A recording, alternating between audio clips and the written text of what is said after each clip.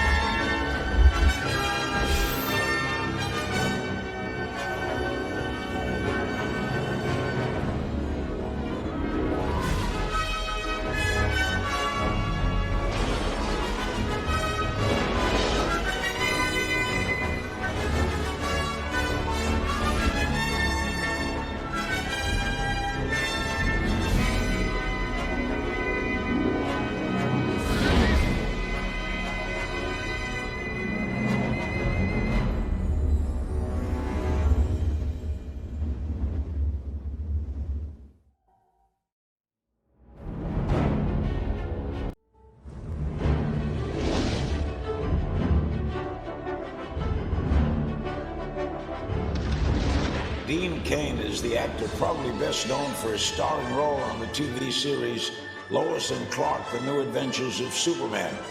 He's also one of the few outspoken conservatives in Hollywood. He is set to return as host of the show Masters of Illusion. That's now in its 7th season on the CW network. He joins us from Los Angeles. Why, before we get to the Masters of Illusion, why do you think you're a lone voice in the world of politics in Southern California? Why is that? Well, I've never claimed to be a lone voice by any stretch of the imagination. It's just that it seems that the louder voices from Hollywood tend to be far to the left, and I guess my point of view seems to be considered much farther to the right or more conservative. But I don't think I'm one of the lones. I mean, I know so many people in California, in Hollywood, in my business, that really have sort of the same political views as I do. Sometimes, though, they're a little quiet about them because there are many people in Hollywood who want to, for lack of a better word, blacklist the people who with whom they don't agree politically. I've never seen that before, and it's horrific. Why this attitude, do you think, toward President Trump in particular? You know, that's one of the great questions, because it is about President Trump. That's the divisive issue that really sort of sends everyone. We are live. We are live here on twitch.tv/Andy Barr Comedy. Welcome to you, whoever you are, the audience, and welcome to my special guest today, which is, of course, the comedian, Crystal Mays host, film studies graduate, cider drinker, film and television production. Film and television production graduate, cider drinker, drinking a Thatcher's. It is, of course, Alexander Bennett. Alexander, welcome. Hello. It's lovely to have you with me. Lovely to see you, Andy. How are you today? I'm very well, thank you. Of course, we've just been speaking for about half an hour prior to going live, but I didn't want to ruin the magic of internet television. Hello, of course, as well to Pissing Myself Funny Bear, who is in the chat.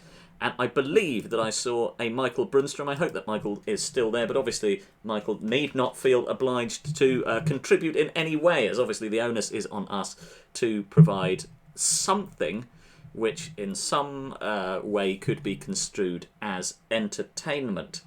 Let me just double check that the microphone capture is working here, which it is, which is great, because that would have been absolutely terrible, wouldn't it? So I suppose I should probably explain a brief idea about tonight's stream. It is a live reading of a book. The book is Heatwave, a novelisation of, I believe, an episode of Lois and Clark, The New Adventures of Superman, which is titled The Man of Iron Bars. I think that is the episode that this novelisation is based on. Michael Brunstrom says, lovely to see you, and it is lovely to have you here. Thank you very much, Michael. Alexander, you appear to be trying to make a point. I know, I was just looking, because is that the BBC logo at the top? It is the BBC logo, yeah. I'm a little confused. So was it a co-production, or? Well, I've got the Wikipedia page open, so let's just get the window up for that. Lois and Clark, The New Adventures of Superman is an American superhero television series based on the DC Comics character Superman, created by Jerry Siegel and Joe Shuster. It stars Dean Cain as Clark Kent/Superman and Terry Hatcher as Lois Lane. It aired on ABC from September the 12th, 1993 to June 14th, 1997. It doesn't mention it being a co-production with the BBC, but perhaps, and this is pure speculation on my part, perhaps the BBC licensed the rights to make novelisations of it or something like that. Is that something that you can do? Yeah, well, I think if you get a big American import, the real money is in the novelisations. Right. Is that a facetious comment? I can't tell. I don't know anything about television. I don't know how television economics worked in the early 90s. Well, you studied it. You should. And, well, production side of it, isn't it? So you're allowed to. You can make my film school education. Yeah, was not focused. Yeah, Pete and or Lise, welcome along with your raiding party of one. It is absolutely lovely to have you with us. Just explaining the concept for today's stream. It is simply reading this novelisation of that's the Alexander Bennett cam, which also has a little Dean Cain down in the Dean Cain sort of slideshow in one corner just to keep people entertained. Wow. The wow is still there. Haven't figured out how to stop that when we switch over to different scenes, but at some point I will figure that out. So here it is, Heatwave, the new adventures of Superman, based on the hit BBC TV series. So something's going on there. We've got rather stuck in the mud already. Dancing Monkey 69 says they were going to cancel the series, but it was popular in the UK, so the BBC co-funded the last series without credit. There you go. Well, there you go. Ask and ye shall be told by someone better informed than ye. That's wonderful stuff. So I suppose before we get going, Alexander, do you have any memories of this programme? That question also goes to the chat. Extremely dim memories of watching it. I think it might have been on. You know how some TV programs get popular because of the lead-in. So the only reason anyone cares about the Fresh Prince of Bel-Air in this country is because it was on after The Simpsons on Channel 4. Yes, of course. And on BBC Two, I think. So I think this program might have been on immediately after something more popular.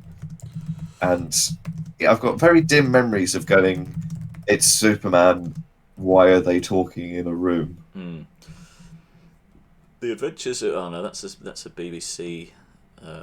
Also, I think I was too young to understand that Christopher Reeve and Dean Cain were two different people. Yeah. Dancing Monkey suggests that they don't know whether knowing about this series necessarily counts as being better informed. Pete and/or Lee suggest that it was on quite a prime BBC TV slot. I can't find out at the moment. I am having a little Google, but no information thus far. So, well, we'll get stuck into the meat of it in a second. I do have a couple of pages open. First of them being the Goodreads page for this book. So just to give you a little idea of what to expect. Mahala says, picked it up because I saw it cheap and I love the show. Obviously nothing special at all because it's a 90s TV book, but the photo spread in the middle made me laugh with how cheesy the photos were. Not that I'm complaining. Lol. So we've got that. I thought this was a fun book that reminded me a lot of the TV show. I look forward to reading the other books in the series.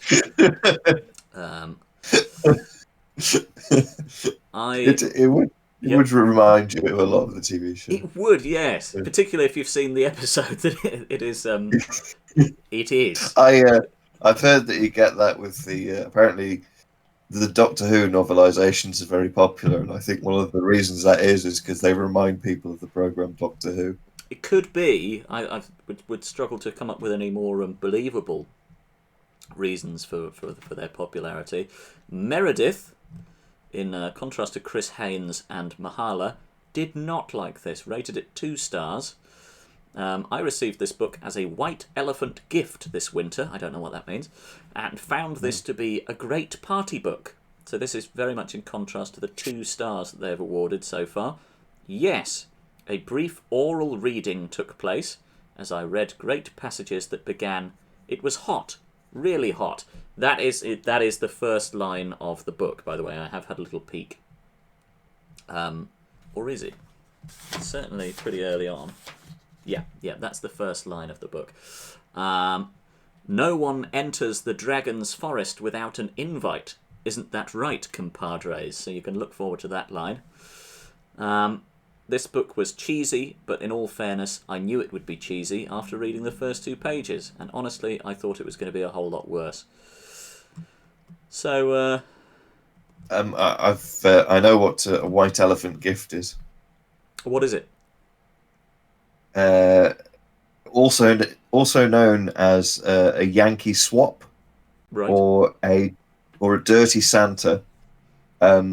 It's a party game where amusing and impractical gifts are exchanged during festivities. The goal of a white elephant gift exchange is to entertain partygoers rather than to gain a genuinely valuable or highly sought after item. Yes, that makes sense. I mean, I came into possession of this book when the special needs hub at school was having a clear out and they were going to bin this, so I picked it up. So that's where I got it from. Yes. The term white elephant, by the way.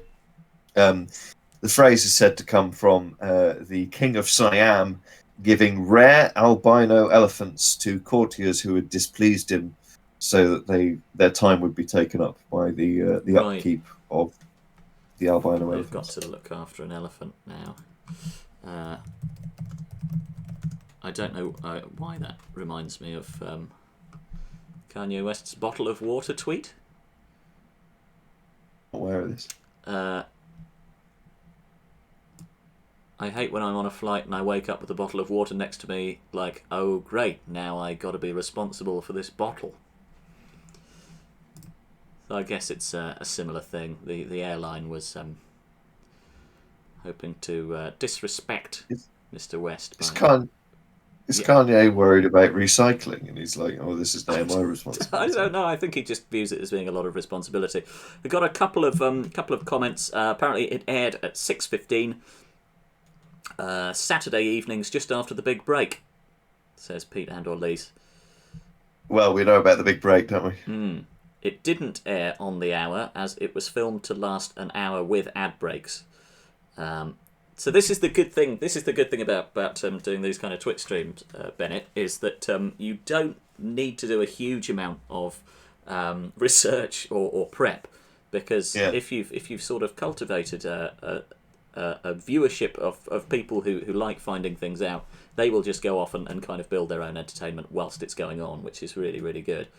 Well, all credit to you and them, Andy. Well, no, I wish to take absolutely zero credit for anything ever. If you like the show Lois and Clark: The New Adventures of Superman, then you will like this book. I really enjoyed that it was just like an episode. Loved it. Just wish there was more romance between Clark and Lois. So that's unfortunately something of a spoiler there. This isn't going to get particularly steamy. But we have also... Actually, maybe I'll save that to later. Maybe we'll just kick off with... Oh, I need to hide because it says the name of the school in there, so I can't show that. There we go. Wow. I keep having that wow come up. So, let's kick off.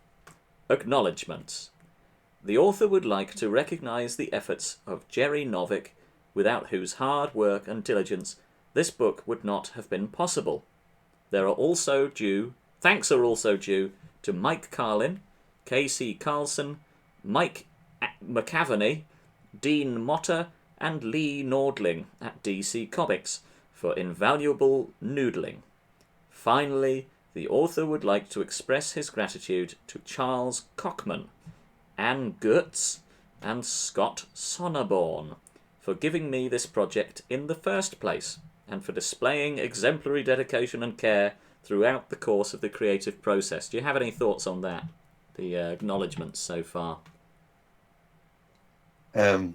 Whilst I'm glad that the author feels supported by the team around them, I think this might be overkill on what, as far as I'm aware, is a write-up of a pre-existing television program.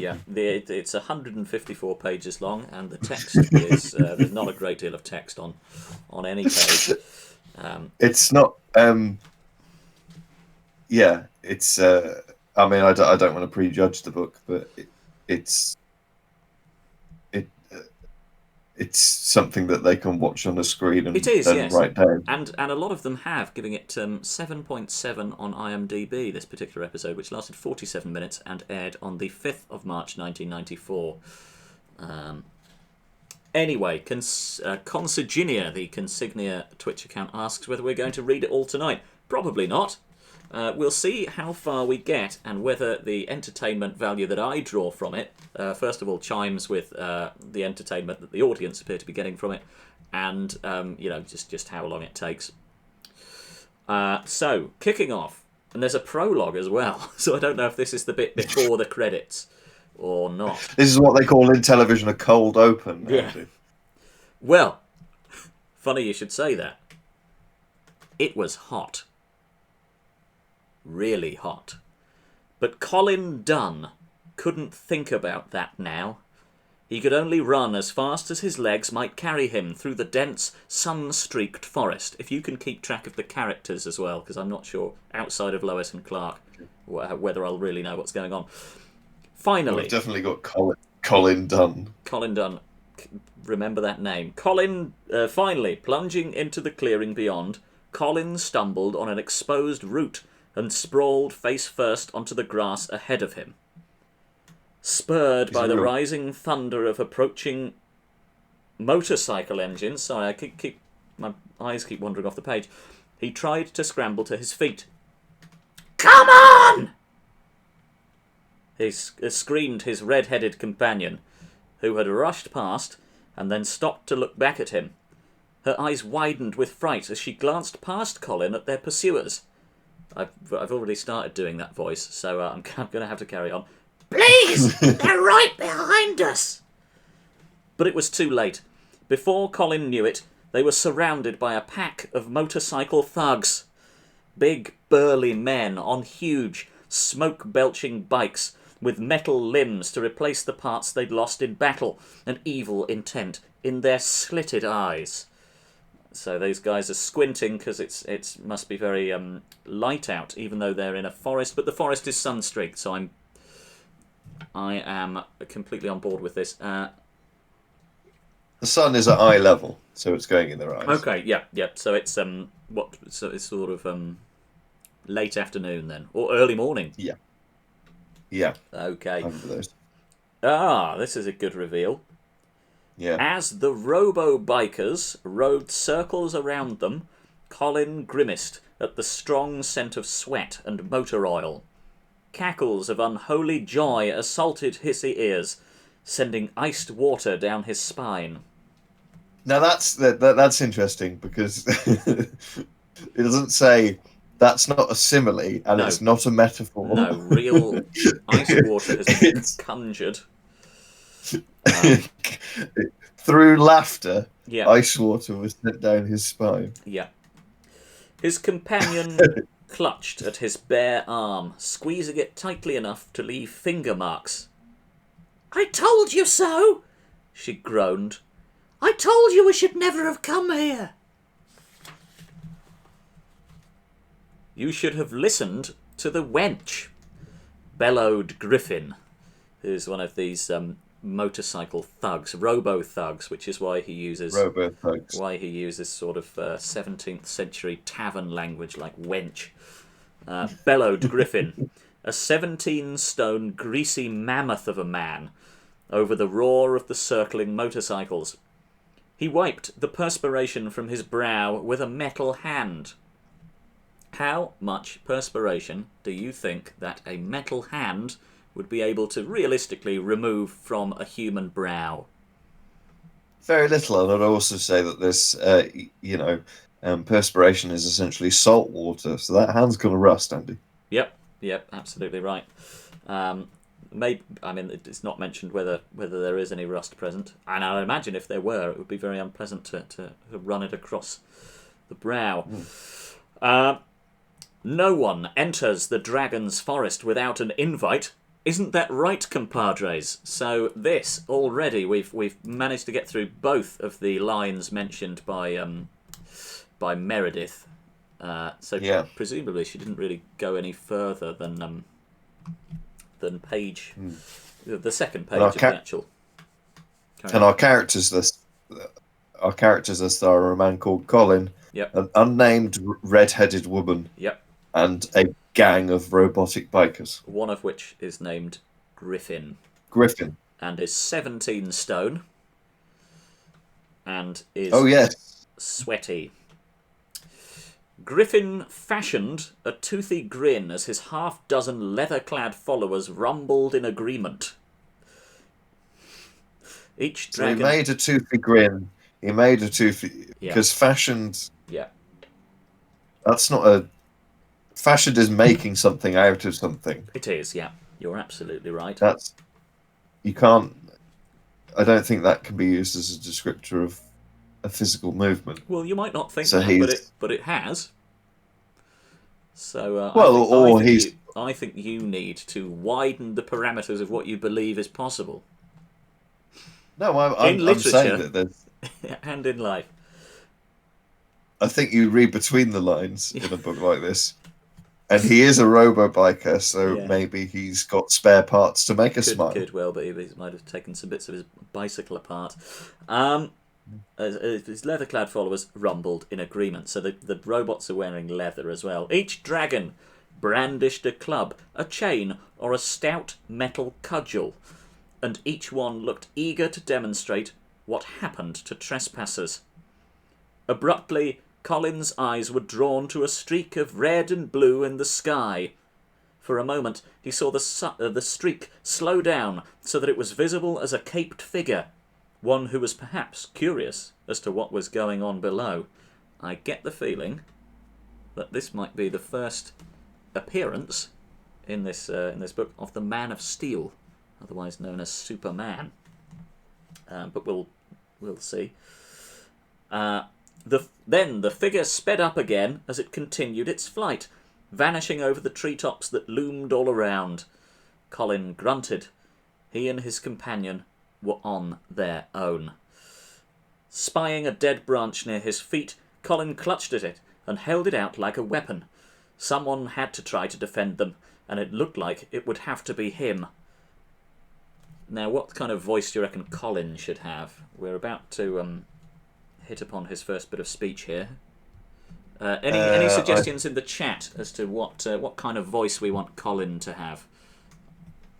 I'm willing to take suggestions from you as well, Alexander, but I just wanted to get canvass a broad range of opinions. Well, I'm just going to find out where the name Colin comes from. Oh, yes, that's a good idea.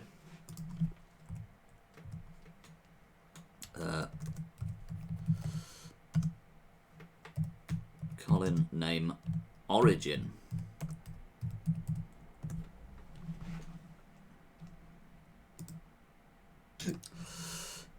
Have you got something? Apparently, Colin is the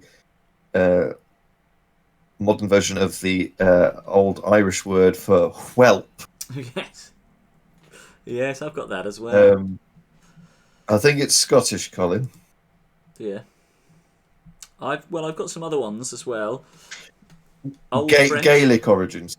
Right. A diminutive form. So Irish or Scottish. Col itself, an old French short form of the name Nicholas. This name, but not the anglicised Gaelic name, is also found in the spelling Colin with two L's. There you go, and then the Gaelic. So I think that's where Colin comes from. So, so we've got French, Irish, or Scottish as the potential origins of the name Colin. Given that we've not received any suggestions from the chat, which of those would you like me to go for? Given that Colin is with a red-headed individual, I think Scottish is most appropriate. Okay. You jocks, be better stay back. Colin stammered at Griffin and his posse, but that only drew a round of jeers from the... sorry, let's just switch the... Wow! From the robo-bikers. Look at him, Griff! Shouted Screech, the dragon's second-in-command. He wiped a drip of sweat from his chain, an artificial eye shining like a beacon. He thinks he's some kind of knight in shining armour. That's Screech. He's one of the robo-bikers. So he's shouting. They're doing a lot of wiping of themselves. These robots. Yeah. Well, he's sweated on his chain somehow. It's very these moist cyborgs.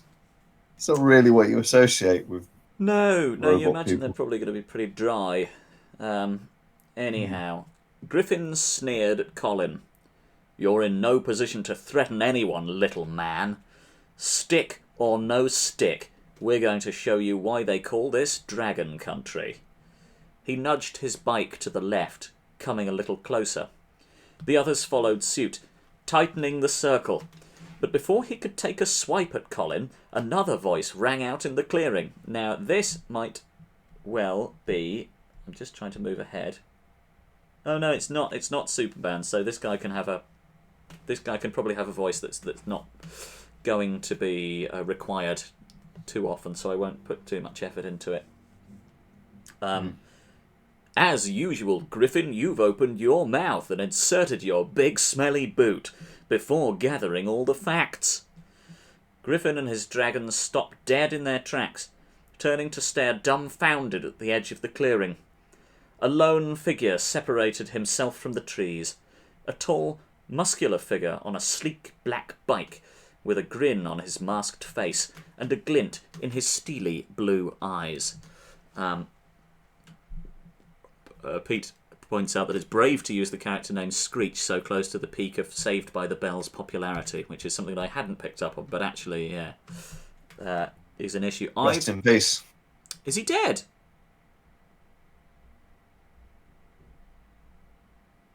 Is he?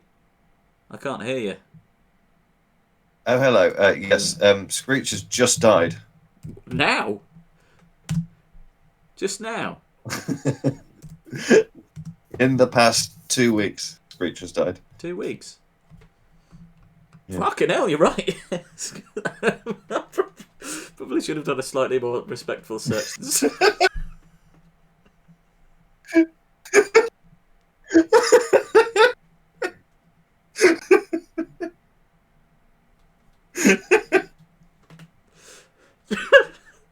Okay.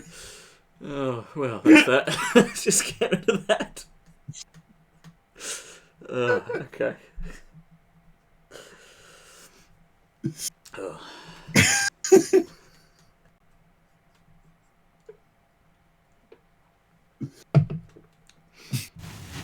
Wow. Wow.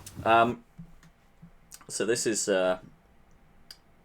he's got steely blue eyes. He's on a sleek black bike. And he has a grin on his masked face. From over here, the newcomer went on. Hold on. Yes. How do you tell if someone's got a grin on their masked face? Balaclava. His mouth is... So it's kind of... Yeah. His mouth is visible and his eyes are visible, and you can just about tell that he's grinning. Does it say balaclava? It does not. No, it says he's wearing a mask. Then they might be able to tell because they can see his eyes smiling. Maybe his... Is that a smize? Is that what you call it? I don't know.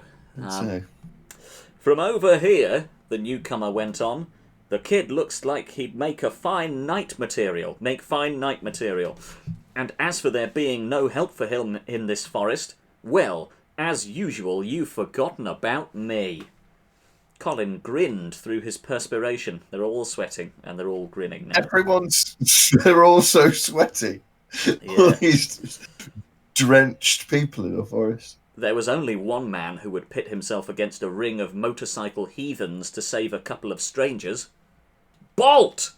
Roared Griffin, his face twisting with anger. You meddler! I'll mow you down and smash your bike into spare parts. Griffin revved the engine of his motorcycle, lowered his steel cudgel like a lance, and without hesitation shot off across the clearing. Bolt squinted at him, causing the tattooed snake on his right cheek to coil. I don't know whether the effect of this is fully appreciated by Griffin as he speeds towards him on his motorcycle with his steel cudgel lowered like a lance, but I'm sure that in the episode it would be appreciated. Griffin revved... Oh no, we've seen that. Then, sweeping his cloak behind his back, the hero lowered his staff, and revving his own... He's got a staff. Revving his own bike, sped off across the clearing toward what would certainly be a thunderous clash. How big do you think this clearing is my question. Did it say exactly how many bikers there were in the clearing? There are... I think it might have done, maybe. surrounded. No, just a pack. Just a pack of motorcycle thugs. But let's do some calculations here.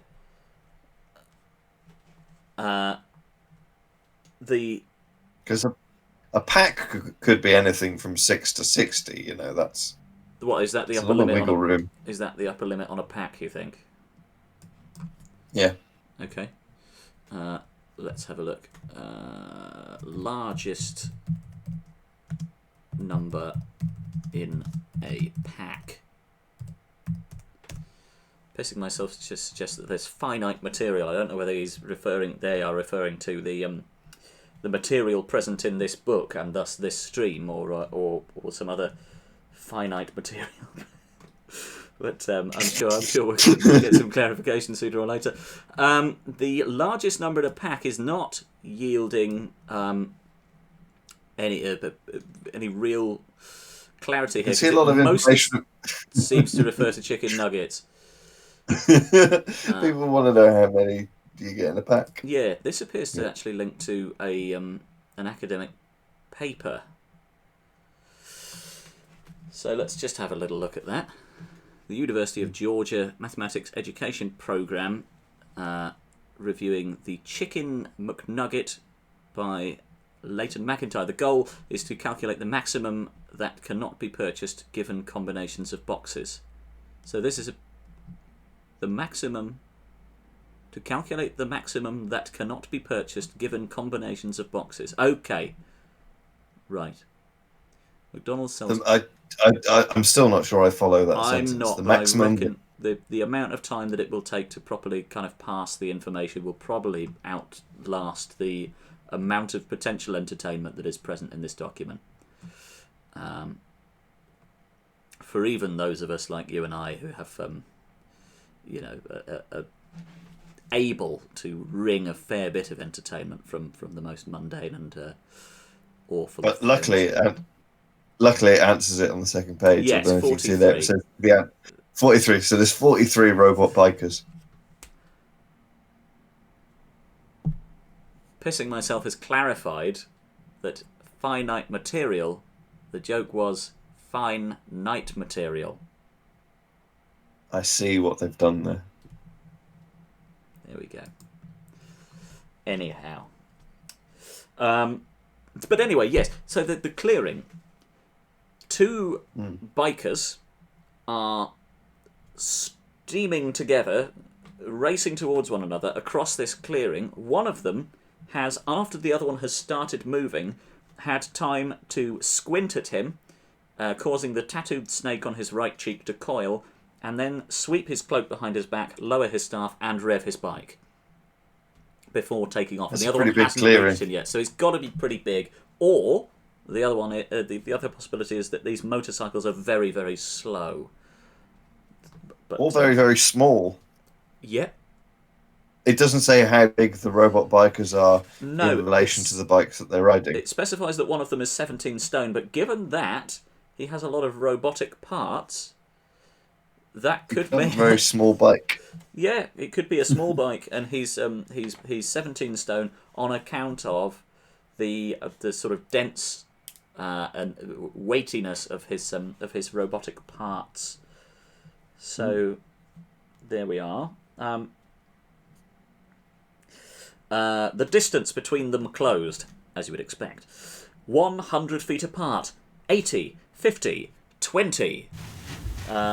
Wow! The two adversaries came ever closer, each bracing himself for the shattering impact to come.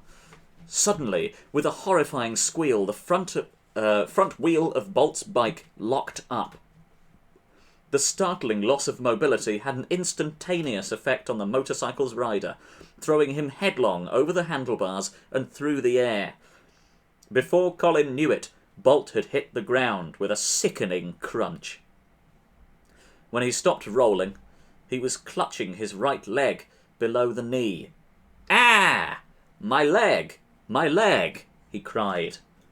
Everyone rushed over to him, from Colin and his companion to Griffin and his dragons, to several of the people who'd been standing around, watching the scene being filmed. Ah! Ah, What a yes. pullback and reveal. Wonderful. 2 pages in, but it's taken us a while to get there, so fair play. Who'd been standing around watching the scene being filmed. As they crowded around the screaming man, another voice raised itself above the din. That of the movie's director. Just making sure that nobody has missed that little twist there. Let's just zoom in on it. Yeah, there you go. The movie's director. Okay, so this is a film which had us fooled. Yeah. Cut! Cried Dorian Hatch, who I'm assuming is the director. Is that what happens? Is that the director's job to shout cut? It is, yes. Yeah, okay, great. Then good to see that BA is paying its way. Cut! Well, it actually depends on what's happening. Okay, so what would the circumstances be that would require a cut? Well, in this instance, where it appears you've got one of your actors who has been injured, it would probably be the first assistant director who calls cut. Right, and then okay. Requires first aid. Okay, great.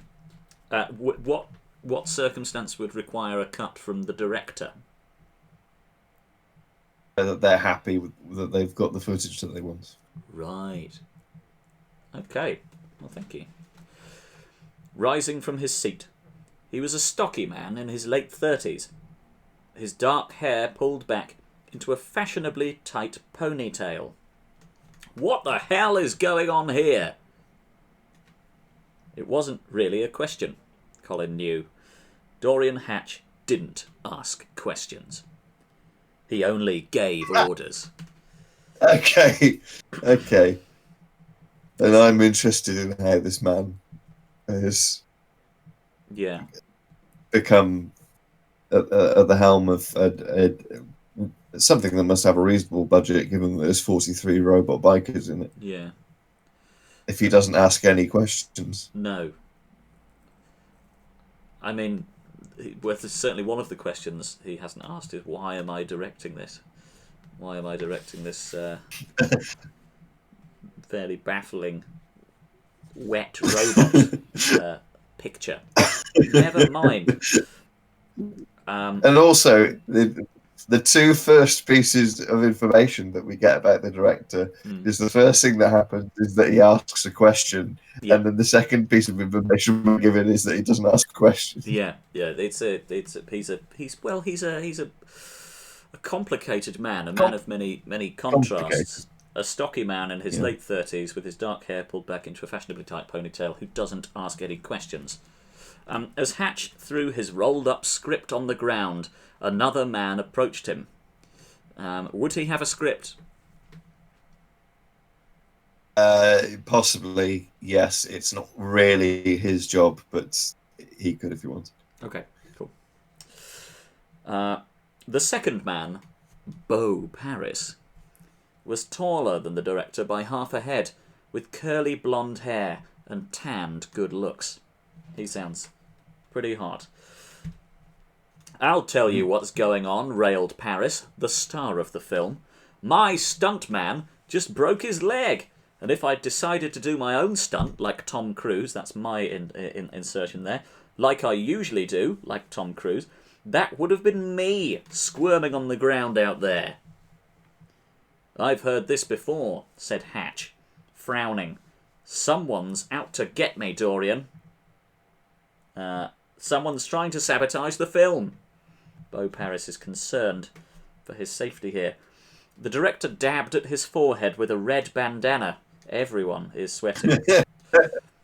They're also... Everyone's moist in this. Well, it was hot, really hot. It's called heat wave. Yeah, that's true. Anyhow, I think maybe maybe we're slightly delayed. I'm not entirely sure.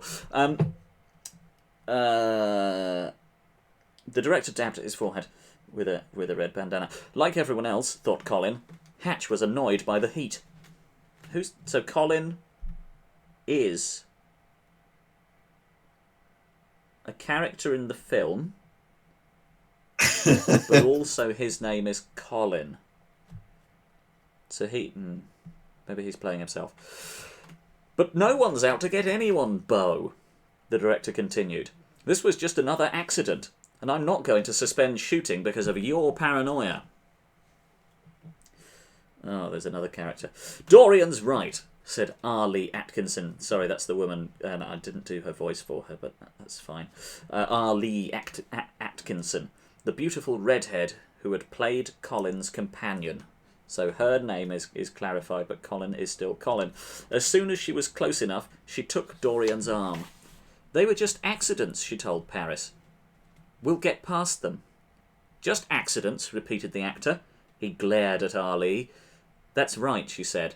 The two of you are just letting this heat wave get to you. You need to cool off. I'll cool off when this albatross of a film is over, Paris sneered. Now, do you think that the term albatross there is included as a sort of teachable moment for what I'm assuming would be sort of teens and young adults reading this book, or the sort of the albatross around your neck being a more common sort of idea or term in the early 90s? What do we think is the logic behind that? How would it be a teachable moment for younger readers? They can go to their parents and go, why are they calling this film an albatross? Because I'm just assuming that given the kind of the complexity of the language here, that this is intended for younger readers. Yes. Although I don't think the TV series was. No. Fair enough. Well, if anyone else has any thoughts, do let us know. Very keen it's also a strange thing for I believe that is the director speaking.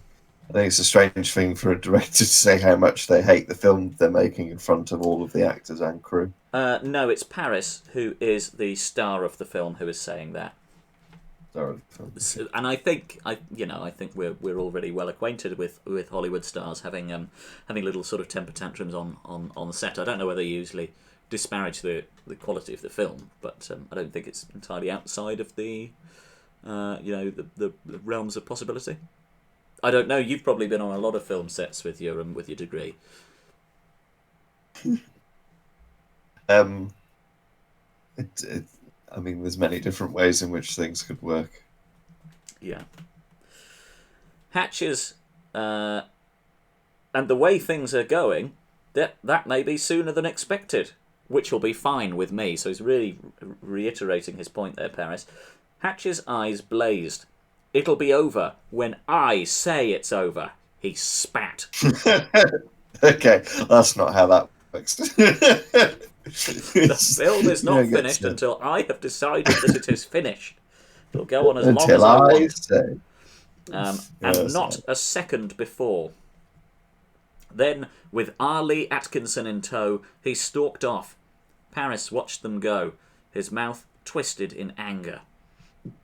Colin shook his head. It had all sounded so good to him in the beginning. Getting the chance to act in a Dorian Hatch epic, maybe the biggest of them all. Now everything was going up in smoke. So that is the prologue of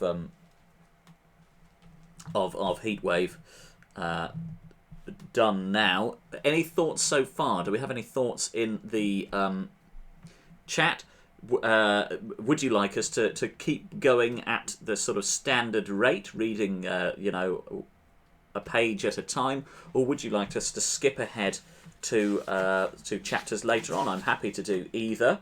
And let's just have a couple of little facts about the episode that this is based on. So the plot summary. Carry on.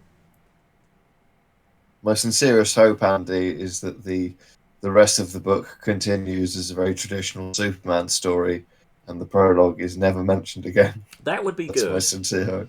Yeah. Yeah. I mean, I can't. It might not be that. I think this is the episode that it's based on. No, it's a brand new story of action and romance. So there are two episodes that involve heat waves. So there's a television episode, and this book is another story. Yeah. Possibly. I don't So know. I'm getting confused here. They've written a book that's got the same name as an episode, but has a different story. It's got a different name. But when I looked up, no, there's just two that concern heat waves. I think that might be it. I'm sorry, I've got confused here. But I'll go through the. You go. Somebody behind the scenes is really into the idea of Lois and Clark: The New Adventures of Superman's characters sweating heavily. Yeah. If there's 2 episodes about heat waves and it gets mentioned this much, it certainly appears that there are. So the Man of Steel Bars, which is the television episode of possibly something else. During an unnaturally extreme winter heat wave, Superman is accused of being the cause. The trivia. This was Sonny Bono's final acting role before his death on January the 5th, 1998, at the age of 62. And during the press conference, the mayor, played by Sonny Bono, refers to 2 of Sonny and Cher's greatest hits. The beat goes on, when he tells the TV reporter that the heat goes on, and I got you, babe, which is what he says in preface to an answer to one of Lois's questions. So that's some fun little bits for any fans of... Carry on. Yeah, so Sonny Bono is Sonny of Sonny and Cher. Yeah, that is correct. Superman's prisoner number was P2450690. He was never completely frisked or fingerprinted during the booking scene. So a policeman has obviously sort of fact-checked this episode, checked it over for accuracy, has Robert Webbed it and found that it has come up wanting. 3 out of 4 reading this page found this interesting. So one person was unimpressed by this bit of trivia.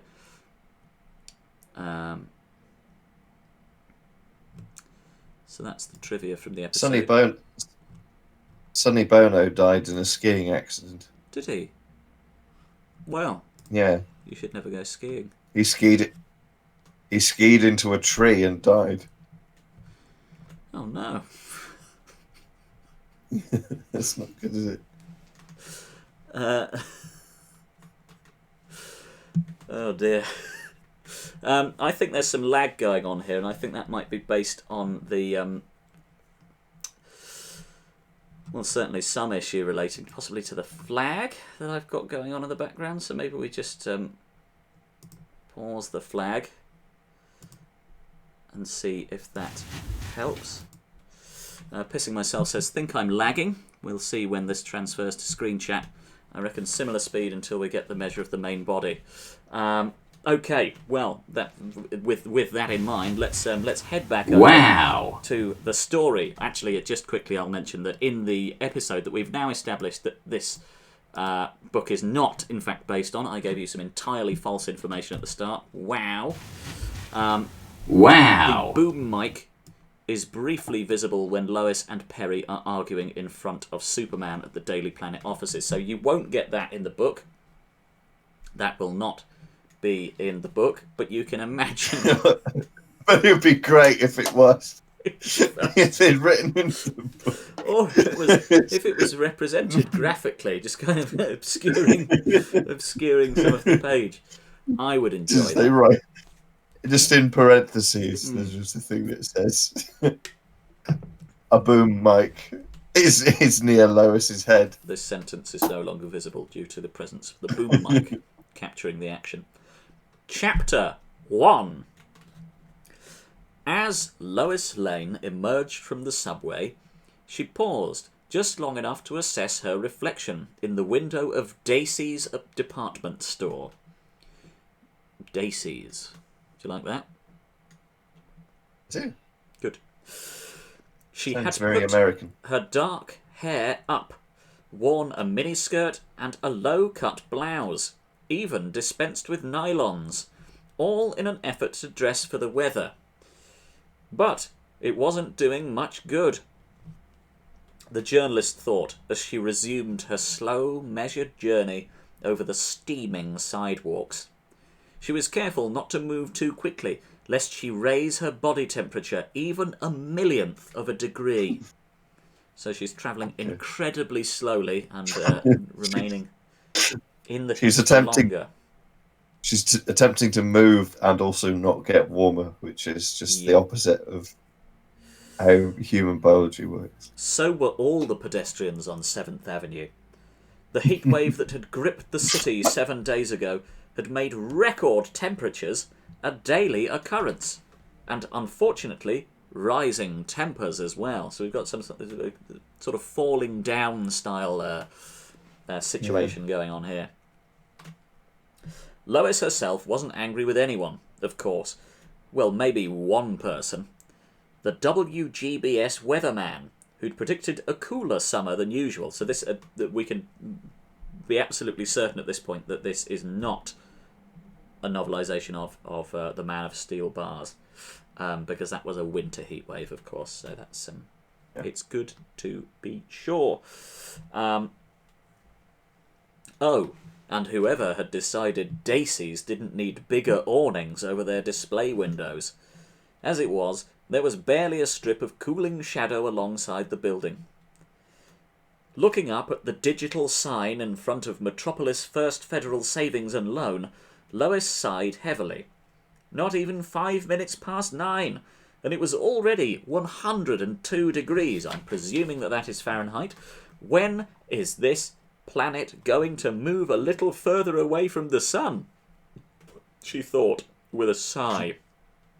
Abruptly, she found herself smiling. Go on. That thought occurring to her gives me an inkling as to how this story ends. Yeah.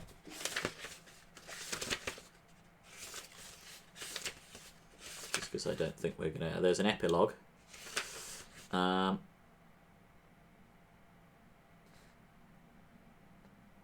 I can't tell at the moment. I'm probably going to have to read it, but I reckon you're probably right. It looks like there's also a fire caused by the heat, which requires Superman to pick up a water tower. But I can't be certain. Anyway. Planet, she mused. As in, Daily Planet. The very thought of it was nirvana. Just 2 more blocks, she told herself, and I'll be inside the Daily Planet building, soaking up all that wonderful air conditioning. That is, if I don't melt like the Wicked Witch of the West first. It only took a few minutes to get there, thanks to the weaving technique she'd developed as a reporter and long-time Metropolis pedestrian. But by the time it only took a few minutes to get there, but she's travelling incredibly slowly to avoid and taking the longest possible route by weaving. Yeah. She's spiralling towards the Daily Planet building at a pace that is both fast and very slow. But by the time she came within fainting distance of the Planet building, her blouse was soaked and loose strands of hair stuck to her forehead. Her feet felt as if she'd been walking over hot coals. In short, she was a mess. This is the glamorous super journalist for the Daily Planet, she grunted out loud. Passing by a bank window, she stole another look at her reflection and immediately regretted it. I look more like a wet rat. So she's just called herself a super journalist out loud. Yeah, she's very arrogant. Yeah. She's an arrogant, sweaty woman. Well, I suppose it's perfectly fine to be confident. And indeed, more of us should be perhaps develop more of a quiet inner confidence rather than a loud outer confidence. Any thoughts on that in the chat? Welcome. Just a few feet away from the planet's revolving door, Lois heard a by now familiar murmur running through the assembled masses. Looking up instinctively, she saw a red and blue streak making its way past the golden globe in front of the planet building. Forgetting the heat for a moment, she began to chuckle. "Look, up in the sky," she said to nobody in particular. "It's a bird. It's a plane. No, it's my fiancé," she added silently. That's nice, isn't it? Yeah, Lois, but it's weird that she said the first part out loud. it is, isn't it? If someone around her might ask her to clarify what the third thing was going to be, but they didn't. They're not paying any attention to her. Lois gave a small wave to Superman. Spotting her, he slowed his flight momentarily and dipped down until he was skimming the air just above the pedestrians' heads, his red cape fluttering around him. She smiled at him. He smiled back, his blue eyes playful beneath his neat black hair. Though, of course, no one but Lois knew he was smiling at her. That was their secret. Or anyway, one of their secrets. Superman then increased his speed and soared out of sight, leaving in his wake a cool breeze that gave momentary relief to those below him. Clark should be at work, Lois thought, as she pushed through the revolving doors into the planet's air-conditioned lobby.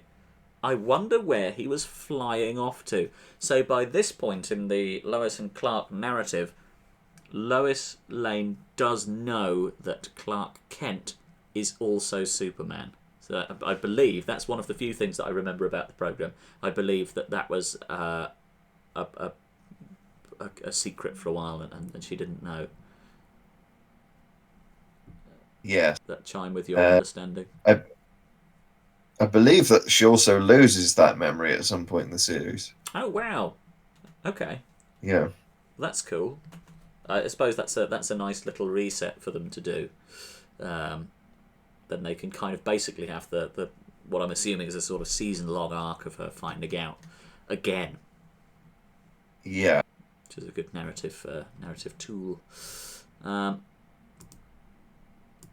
Wonderful. Okay, well, that was a little sort of break there, but we'll carry on. Hurtling high above the city he was sworn to protect, all Superman could think about was impending disaster. He would have liked to linger a bit longer with Lois, but his super hearing had picked up the makings of a tragedy. According to a radio newsman, a water main had broken at the intersection of 9th and Basolo. At the corner of 9th and Chesterfield, Superman plunged past several weary, sweating commuters into the tiled confinement of a subway station. The Man of Steel had no time to explain his haste, only to veer right and plunge into the echoing darkness of the tunnel, where the trains ran. So, he's popping into the subway station and pinging away along a tunnel. If you were at, let's say, Oxford Circus, at the entrance on the south side of Oxford Circus, the south east entrance, do you reckon Superman would be able to get a proper sort of angle of incidence not to take somebody's head off as he was coming in? Well, I suppose the idea with Superman is, all of his reflexes are instantaneous. So, as far as regular mortal beings are concerned. So I think the idea is that he can just move that quickly and avoid everyone. Okay, well, that's a fun answer. Thanks.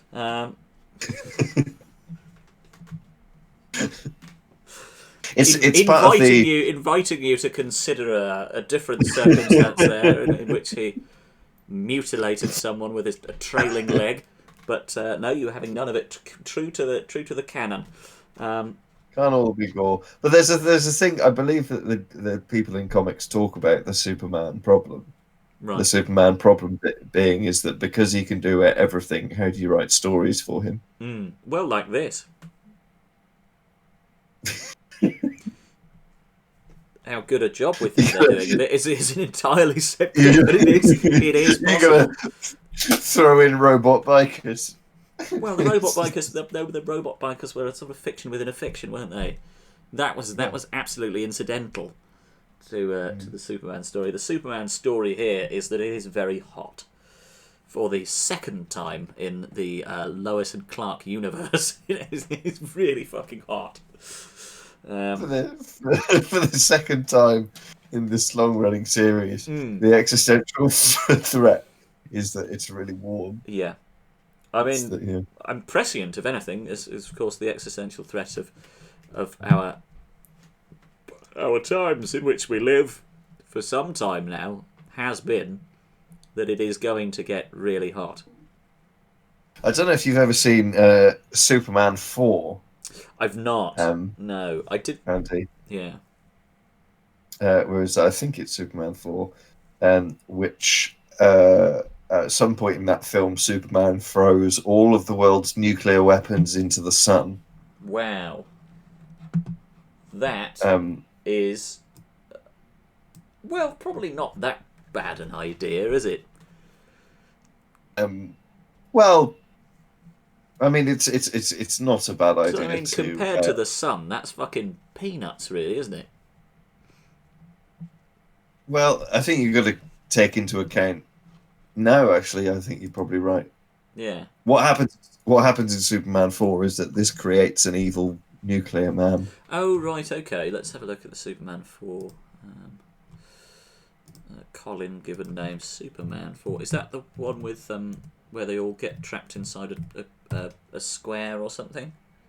That's Superman 2. Ah, okay. Superman 4, The Quest for Peace. So if there's anyone who's particularly worried about spoilers in the chat, look away Superman now. 4.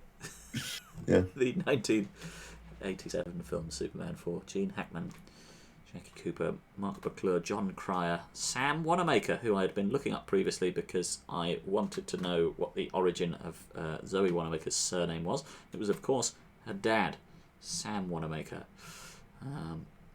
I believe that person referred to as Hemingway is related to Hemingway.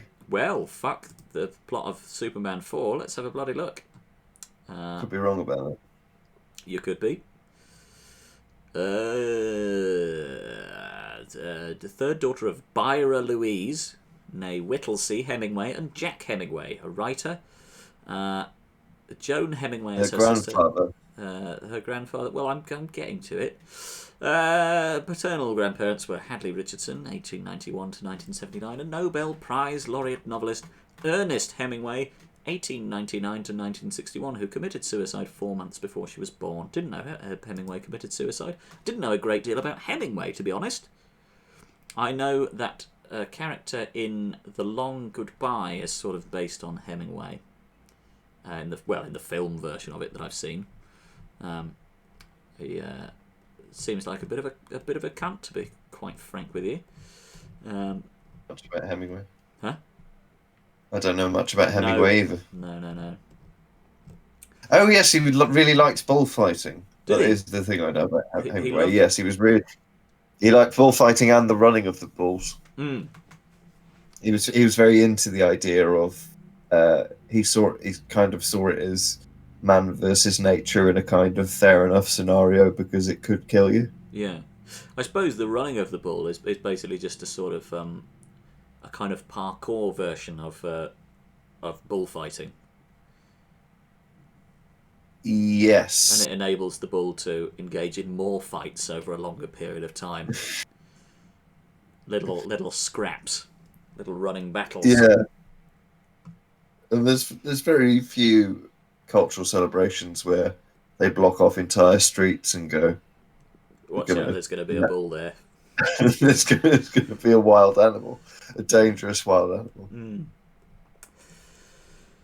Not my kind of thing. Here's him in his boat. What do you think about that? He's got He's got fishing rods for all his friends. Yeah. Yeah, you're right. 1950. He looks. He looks like there's a sadness in him there. I can't really read that expression.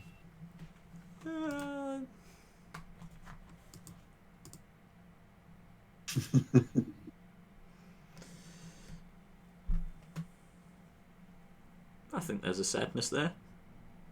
I think there's a lot going on. Yeah. Complicated. There's sadness. Complicated guy. Yeah, I reckon there's definitely a sadness in there. There's also, I think he looks like he's deciding what he's going to have for lunch. Yeah, maybe there's a sadness because he doesn't know what he wants for lunch, or he feels that he doesn't particularly want anything for lunch. He knows he has to eat, but nothing particularly is coming to mind that that he'd really like to have for lunch. He could have anything. He could have absolutely anything that he wants. He's thinking about dinner, and lunch is kind of in the way. Yeah. Let's scroll down and see if there's anything interesting going on. Can't tell what the time is, so not going to pursue that avenue any further. Wow! The rush of water from the broken sewer pipe. Well, it's sewage, isn't it? I suppose it, probably water, but I think more accurately referred to as sewage. From the broken sewer pipe would flood the 9th Avenue line within seconds. The subway conductors would get word of it soon, but that wouldn't help the 913. It would come roaring through the tunnel at any minute, its driver unaware of the flood that awaited him. The result? Derailment, destruction, and probably death. Okay, I don't think... What kind of pressure is in this sewage pipe that it could flood a tunnel in seconds? This is Metropolis, my friend. Millions of bowels and bladders voiding themselves every second into this clogged sewage system, and if one of those mains, incredibly high pressure mains, were to break immediately beneath a subway track, you are going to get billions of cubic litres of shit and piss flooding up. Do you suppose the sewage pipes and the subway tunnels are built just across each other for convenience, or do you suppose that they're in different places? Yeah, no, I think there's a gossamer thin wall between the effectively a membrane which has been nibbled through by perhaps a rat, hence the leak. That is, unless someone did something, and fast. Someone who had been born on another planet and had powers and abilities far beyond those of other men. Okay. The only way to stop a train being derailed, which happens fairly frequently and doesn't kill anyone. Well, it's the only way to stop a train being derailed by millions and millions of tons of liquid shit whilst it is in a tunnel. Pressurized shit. Yeah, that is. You know that they've just. Yep. You know that they've just released a 4-hour version of Zack Snyder's Justice League. We did watch the trailer to it either yesterday or the day before yesterday, and I've got to tell you, it looks absolutely brilliant. Finally, the vision of what I had, when I heard that they were releasing Justice League, a Justice League film, I thought, thank God, thank the Lord that they are finally doing Justice League on film, and it's going to be directed by Zack Snyder, and it's going to be the pure distillation of what I have wanted from this cinematic universe for so long. And then when I heard that Zack Snyder was being relieved of final cut duties, I nearly committed myself into a psychiatric unit because I was extremely, extremely upset about this. But good job I didn't, because they probably wouldn't let me watch Zack Snyder's Justice League 4-hour cut. Yes. Well, I'm just wondering if this is in any way akin to the missing content. Is Zack Snyder's dark, brooding Superman up to his neck in pressurized shit? Could well be. Could well be. And wading through a city's turds to stop a train being derailed. And then the producers are going, "Why we hired Gal Gadot? Why have you gone into a tunnel and buried Henry Cavill up to his neck in shit? Why have you done that?" Well, if I were the studio, I would never question Zack Snyder's judgment. Tell you who would. Beau Paris.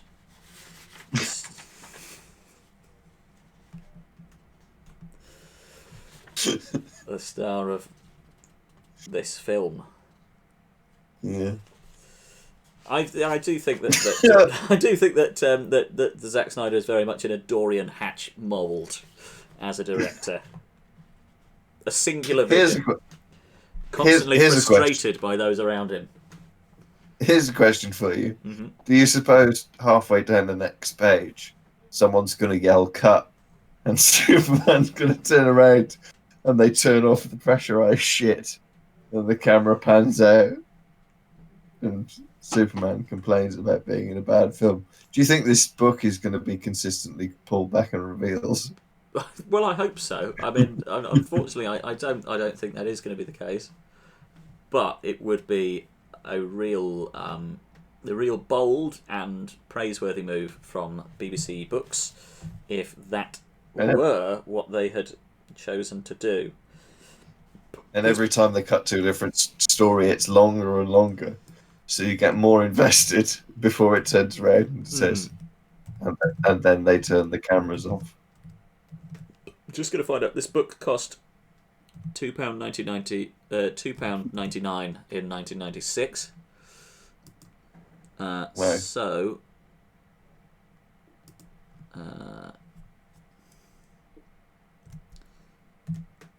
£2.99. This would cost you £5.65 now, which I think is probably fairly reasonable. Yeah. So that didn't yield.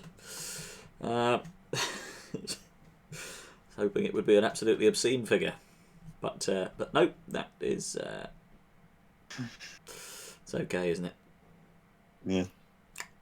You can't win them all. Someone like him. Pouring on the speed, Superman negotiated one dizzying bend in the tunnel after another. How dizzying do you think the bends in a subway tunnel could necessarily be? There's not really any sharp right No, turns. you haven't got a chicane.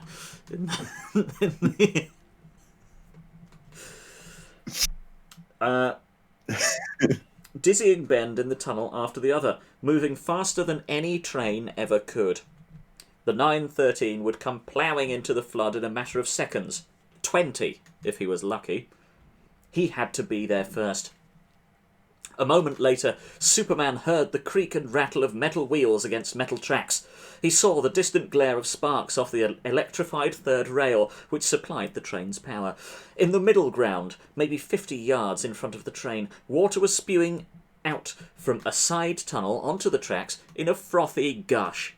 Striking the opposite wall, the flood turned back on itself, creating the kind of eddy a whitewater rafter would have nightmares about. Gritting his teeth, the man of steel sliced through the watery chaos and braced himself for what came next. As the train came thundering around a bend, he slowed down just enough to avoid damaging it. Then he set his hands against the front of the lead car and applied a level of strength only he could muster. As he fought to slow the lead car's progress, Superman could see the shock and amazement of the driver's face. Wheels shrieked, sparks flew, but bit by bit the train was slowing down. Glancing over his shoulder, Superman saw that they were painfully close to the rush of water. Bringing all his power to bear, he brought the train to a screaming, grinding halt. A moment later, all he could hear was the pounding of the water in the tunnel behind him. How about that? He thought. I really am more powerful than a speeding locomotive. Do you think that Superman, whenever he displays one of his powers, thinks to himself, wow! bloody hell! Jesus Christ! That is absolutely top drawer. I can see through the fucking wall. Wow. Looking at the conductor, he asked, "Are you all right?" The man nodded, still open-mouthed, with awe over what he had seen. So far, so good, thought Superman. But what about all the other people on the train? Flying through the narrow space between the cars and the tunnel walls. They'd all been killed. Yeah, the train behind the cabin, the front car, has been compressed to about a meter's worth of steel, bone, sinew and blood. But the driver is fine. The cars and the tunnel walls. He peeked in through the train windows. A quick inspection showed him that none of the passengers had been hurt. In fact, no one even seemed to realise the magnitude of the danger that they had been in. And by the time they did, the police would be here with rescue teams. Superman looked through the window and they'd all dislocated their necks. Can you? I suppose you probably can dislocate your neck, can't you? But or can you? Because it's not like a ball and socket joint, is it? It's I don't think you can dislocate it. I think you can probably snap it, or I don't know. Well, I suppose you can dislocate parts of your spine, can't you? I don't know. Can you dislocate your neck? Yep, I apologise. A cervical dislocation means that a ligament injury in the neck has occurred, and two or more of the adjoining spine bones have become abnormally separated from each other, causing instability. Patients can have a cervical fracture or dislocation, or both. How can you tell if your neck is out of place? Chronic headaches, lower back pain, neck pain, knee pain, hip pain, frequent illnesses, excessive fatigue, numbness or tingling in the hands or feet. So if anyone in the chat has any of those symptoms, please do get your neck checked out ASAP. The number of viewers that we have available in the chat is plummeting. And I say plummeting, it was plummeting from around about 6 or 7 at roughly one viewer every, let's say, 10 minutes or so. So, probably not plummeting, but certainly dropping. Yeah. So I might just finish. How long's this chapter? We'll finish this chapter.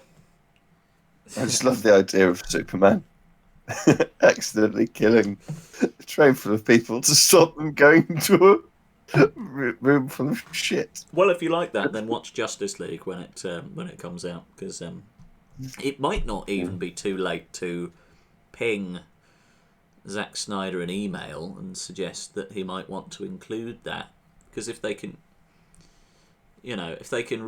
recut it as they have at a sort of drop of a hat, and Zack Snyder has been able, through the sort of fan. The rabidity of the fans to have been able to just kind of bully the studio around into doing these reshoots. Maybe he can just take a sort of email suggestion from a rube like you if he thinks it sounds good, and incorporate it. I don't think they've done any reshoots. I think he's just turned to the studio. Oh, have they? Oh, okay. 60 million I wasn't aware of that. Spent on reshoots.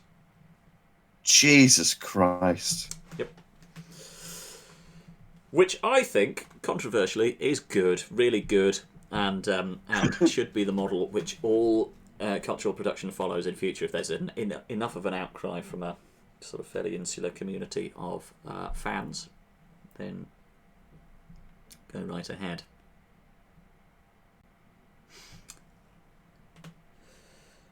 Superman was inclined to linger to help with the rescue effort, but with Metropolis's heat wave going full blast, a new emergency seemed to crop every few minutes. He had barely completed that thought. Sorry, I'm not really reading far enough ahead.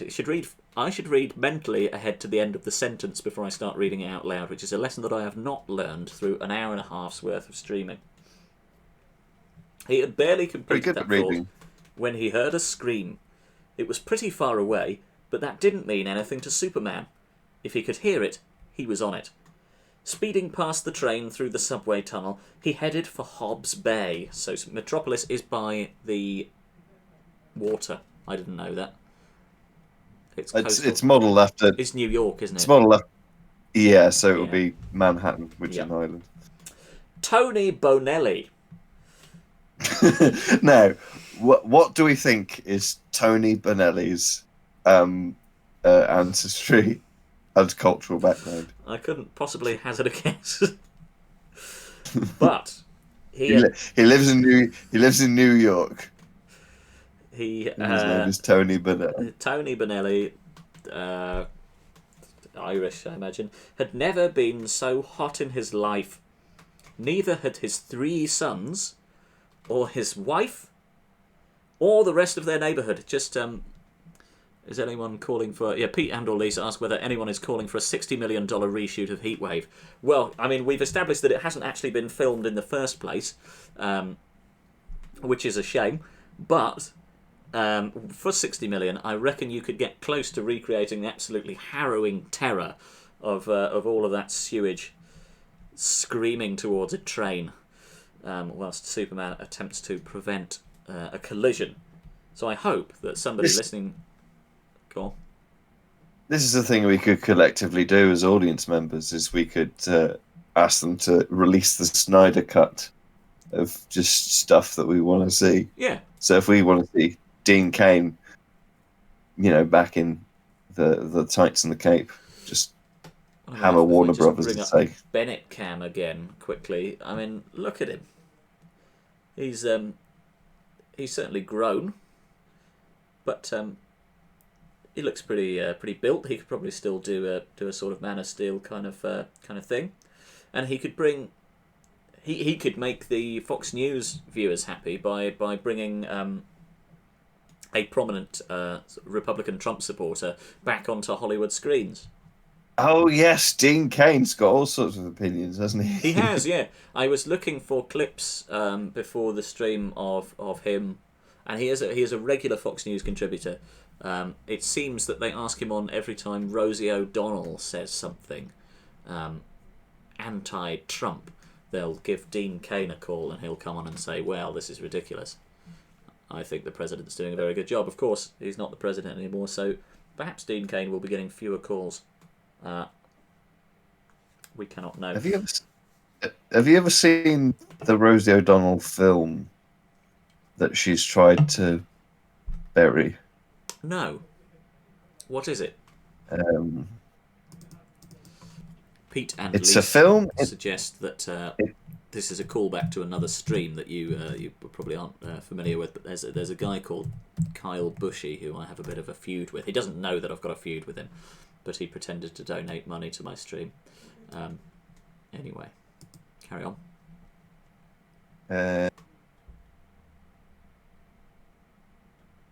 Hold on.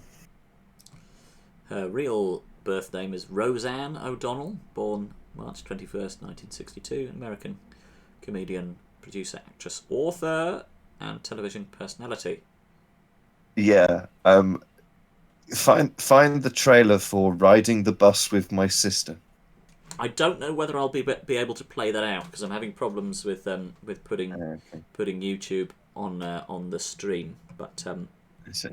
I implore you, viewers, after the stream, if you have a little bit of time left, do seek out what was it called? Riding the Bus with My Sister. If you want to see the most offensive thing you've ever seen.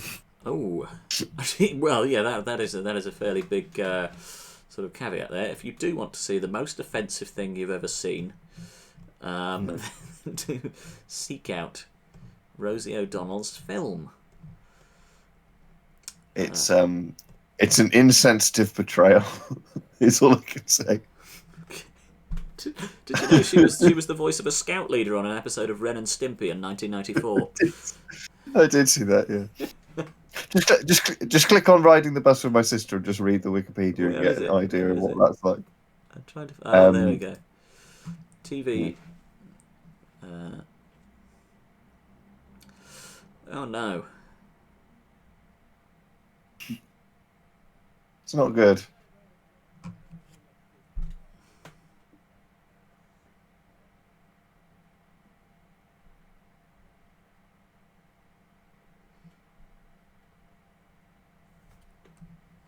Sorry, this isn't. I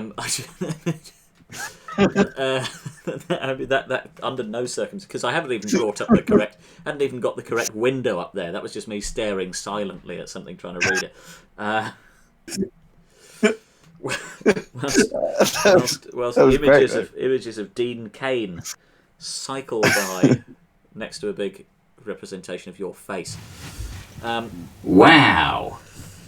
Tony Bennett had never been so hot in his life. Neither had his 3 sons or his wife or the rest of their neighbourhood. Bad enough they had to live in a section of Metropolis other people called Suicide Slum. Bad enough he had to look out his window at broken down cars, scattered refuse and the occasional homeless person. God, that must be terrible for Tony Bennett, mustn't it? He had learned to live with all that, but when it got so hot you could burn your feet on the sidewalk, something had to be done about it, and Tony knew what to do. After all, he had grown up here in Hobbs Bay, and nobody knew how to open a fire hydrant like he did. Giving the thing one last tug with his oversized wrench, he released a jet of water that... We've got no context for why Tony Bennett has an oversized wrench, but a big wrench. He's got a big old wrench, and he is willing to use it, tugging away on a fire hydrant. He released a jet of water that nearly reached the other side of the street. A moment later, Tony's kids were running in and out of the cold spray, and before long the neighbours' kids had joined in too. Tony smiled. It looked like it wasn't going to be such a bad day after all. I reckon something bad's about to happen. Veering south towards Hobbs Bay, Superman made a low sweep. You know how the state of New York very much has a help yourself attitude to the water in their fire hydrants. They love releasing that water. Spray all... Or maybe if they'd... released a few more of those fire hydrants, that might have done something to the pressure in the sort of sewage, the whole kind of water sewage kind of ecosystem, and prevented the train tunnel from flooding. Veering south towards Hobbs Bay, Superman made a low sweep through Suicide Slum. That was where the scream had originated. Suddenly he heard it again, this time louder and more shrill than before. The Man of Steel shot straight up into the sky, twisted ever so slightly to change his trajectory, and headed down at breakneck speed toward the source of the cries. It was only after he had arrived that he realised what was happening. It was just a child, screaming with laughter, as he played in the stream of water from an open fire hydrant. And he wasn't the only one. It looked like the whole neighbourhood was taking turns cooling off. Unfortunately, this kind of thing wasn't doing the city's water pressure any good. There we go. With a busted main back at 9th and Basolo, the city needed all the pressure it could get. If a fire broke out, and there is, let's just zoom in. There is an ellipses after that. If a fire broke out, implying, I believe, that it's entirely possible that one is going to break out imminently. So let's just Do you suppose that Superman, with his incredible hearing, where he can hear things from miles and miles away, but he can't discern the difference between a child's laughter and a genuine scream of terror? Well, he's from another planet, isn't he? Maybe those sounds are sort of interchangeable on Krypton. Yeah. Although he did grow up in, I don't know, where's Smallville? Ohio? Nebraska? Yeah, Iowa? it's sort of portrayed as like the Bible Belt, isn't it? Smallville. I don't know. Let's have a look. Where is small? Where is think you would learn. small intestine? Small intestine or small bowel? Ooh, so that's the. It's called the jejunum, apparently. The small intestine. Where is Smallville?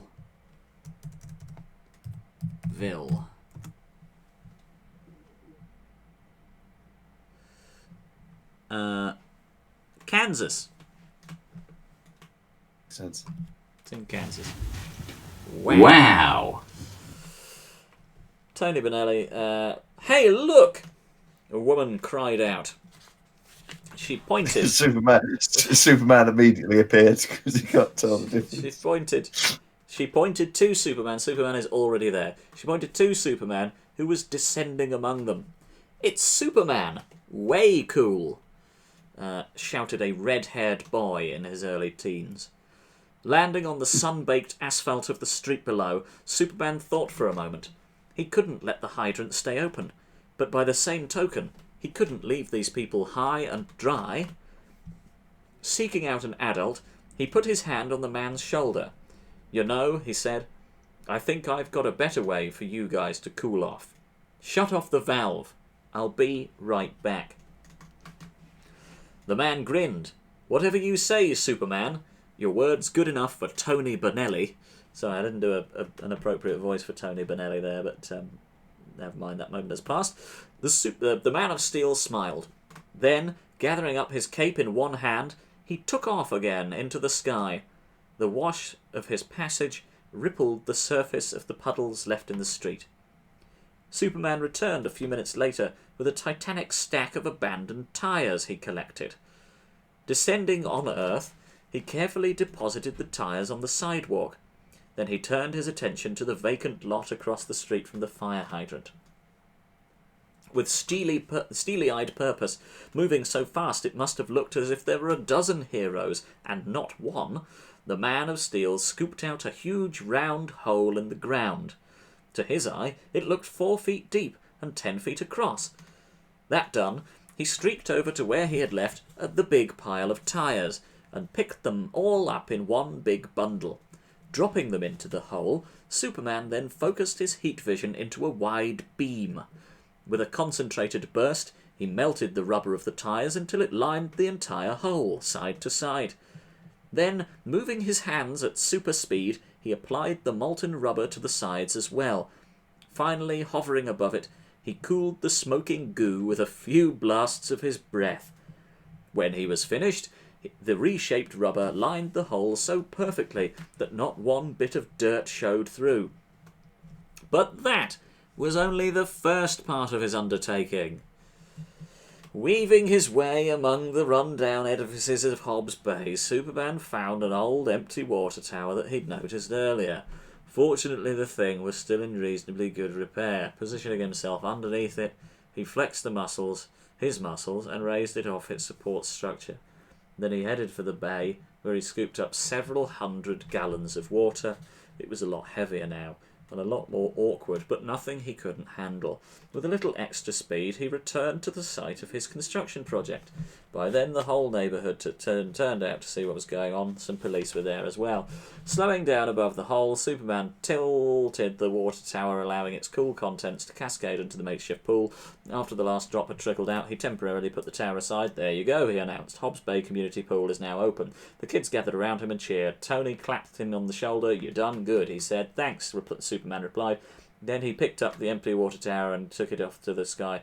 It took only a couple of minutes for him to put it back where he'd found it and re-secure its supports. As he finished, he heard the whistle blow on the 9:30 ferry as it left the harbour. Oh no, he thought.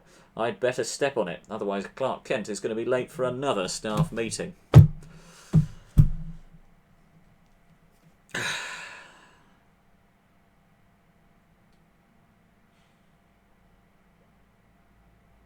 How many murders and assaults do you think happened in the time it took Superman to build a pool without planning permission?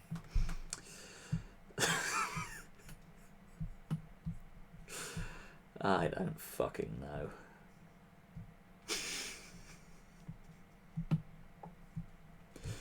Ten. Let's say 10. 10 of each.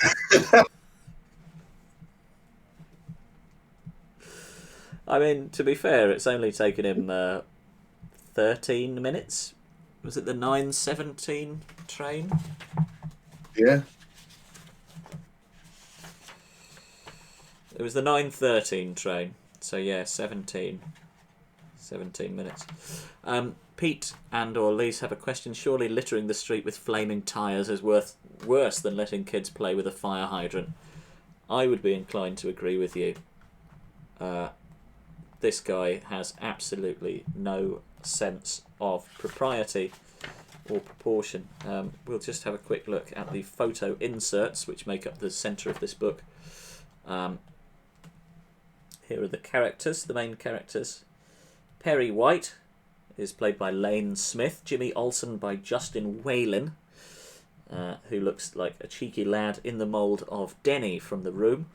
Lois Lane is, of course, played by Terry Hatcher, and Clark Kent by Dean Cain. Martha Kent, the adoptive mother of Clark Kent, is played by Kay Callan, the mysteriously forenamed Kay Callan, and Jonathan Kent is played by Eddie Jones. There's Lois Lane and Clark Kent sitting in the offices of the Daily Planet, one assumes, presumably about to have a meeting about sales of the print edition. And there is Superman just there. There are Lois Lane and Superman. And then again, more formal this time, she's only called Lois. And there's Jimmy Olsen looking a bit more tough and like he means business. Yeah. Or is on the sort of centre inserts on the CD album which he's just recorded, which presumably would be quite middle of the road by the looks of him, but you know, it might be all right. There's Lois Lane, Terry Hatcher, and then finally there's Clark Kent and Lois Lane.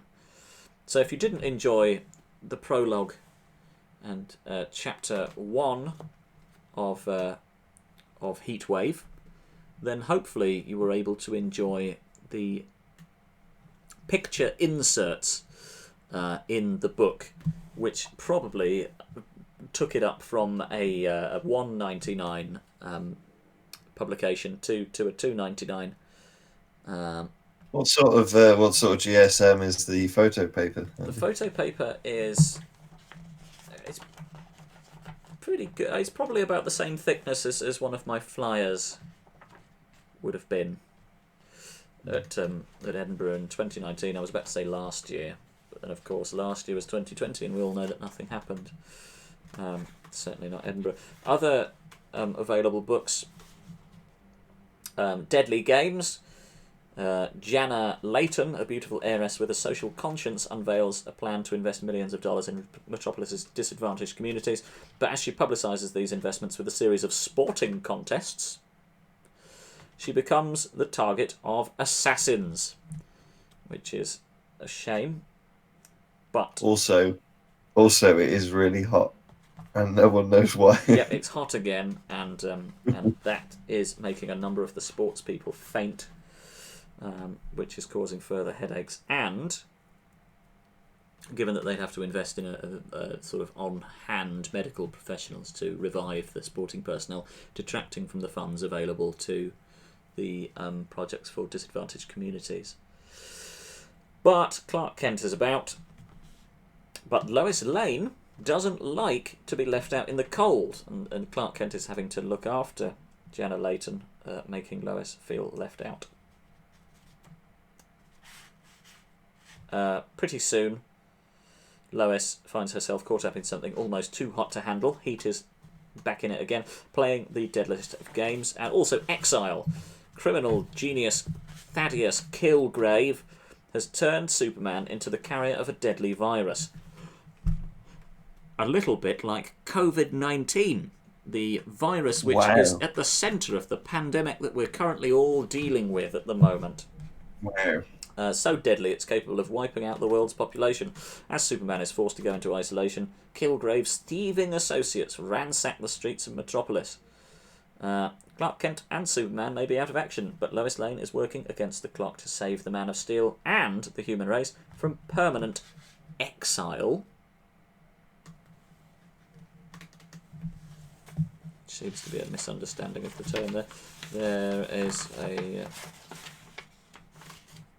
so just a quick about the author. M.J. Friedman, when roused from one of his frequent and enduring daydreams of a world where baseball players never go on strike and White Castle hamburgers grow on the street on trees, M.J. Friedman will admit to being the author of 19 science fiction and fantasy books, among them a great many Star Trek and Star Trek The Next Generation bestsellers. He'll admit to it. He'll admit to it when pressed. When he's not writing, a condition that lately occurs with the frequency of Halley's Comet, so he's always writing. This guy cannot be stopped from writing. Friedman enjoys sailing, jogging, and spending time with his adorable wife Joan and two equally adorable clones, sons. He's quick to note that no matter how many Friedmans you may know, he's probably not related to any of them. So that's cheeky chappy. I think there probably has been quite a lot of lag on this stream because, yeah, which is fine, isn't it? I mean, it's all lessons being learnt. I'm just going to see if there's any information about MJ Friedman because I want to find out if he is alive. I'm going to look up some famous Friedmans. Well, he's certainly probably not that one. And probably not that one. But given that all the rest of these are images of... Well, all of those are images of Lois Lane and Clark Kent books. Ooh. Yep. There's a Friedman theory. Is there? Yes. Well, why don't Would you like to hazard a guess as to what? Would you like to hazard a guess as to what the Friedman doctrine is about?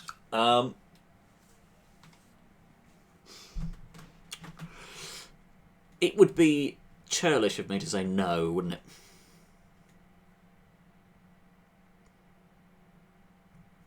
You can say no if you want. No, yes, please. Go on. The Friedman doctrine, also called shareholder theory or stockholder theory, is a normative theory of business ethics advanced by economist Milton Friedman. Milton Friedman, yeah, yes. Milton Friedman. Which holds that a firm's sole responsibility is to its shareholders. As such, the goal of the firm is to maximize returns to shareholders. That's pretty cool. Well, actually, it's bad. Is it bad? Yeah, it's bad. I don't know enough about economics and finance, but that sounds bad to me, I think. Yeah, that's not good. Well, I need to go to the toilet. So do I. Yeah. Okay, well, I guess we'll wrap it up there. I don't think there are many people still in the stream. We're pretty low. But do you have anything that you'd like to promote to a chatbot moderator, an account called Twitch Details, Pete and/or Lise, who obviously are wonderful, and an account called Commander Root, which regularly tunes into streams, but I don't know if they contribute, so they might be a sort of silent participant. But if you have any projects you think that any of those people might be interested in, feel free to promote them now. Wow! I suppose if you... There he goes. I suppose if you haven't already taken a look at my YouTube channel, I've made sure that there's good stuff on it, including a full show. Wonderful. The clip on my YouTube channel that has got the most views is a clip that has the word Vietnamese in the title, and all of the impressions are from Vietnamese people looking for Vietnamese comedians, and they find me instead. Do you have any analytics for the average sort of length of time spent viewing that clip? They tend to watch half of it. Okay. Then by the halfway point, they have come to terms with the fact that you're not Vietnamese and gone off to greener pastures. Yeah, they've realised I'm Vietnamese after about 2 minutes. Brilliant. Well, this has been the New Adventures of Superman Heatwave, a live reading. And this has been my good friend Alexander Bennett. This is now the end of the stream. So thank you very much to everyone who has joined us today at any point. And thank you very much to Alexander Bennett. Thank you very much to MJ Friedman for writing this book. And good night. There we go. I've stopped streaming now. That's finished.